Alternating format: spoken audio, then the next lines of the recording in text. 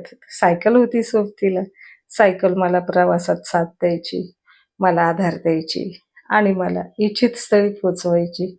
कशाला कोणाची वाट पाहायची. ती आणि मी दोघांचा प्रवास सुरू व्हायचा. नंतर मला सोडून मी माझे कष्ट करायचो आणि तिला सोबत घेऊन पुन्हा घर गाठायचो. ही जिंदगी चालली होती, हे आयुष्य चाललं होतं. या आयुष्याला मी घसरत-घसरत पुढे नेत होतो. फरफटत-फरफटत ती पण माझ्यासोबत येत होती. तशीच ती सुद्धा आता निगरकट्ट झाली होती.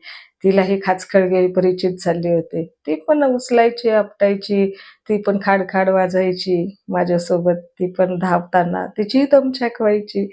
कधी टायरमधली हवा जायची, कधी काय व्हायचं. परंतु कधी लोटत, कधी हातात धरून, कधी कसंही ढकलत-ढकलत मी तिला सोबत घेऊन घरी यायचो. कधी ती मला सोबत करायची, कधी मी तिला सोबत करायचो.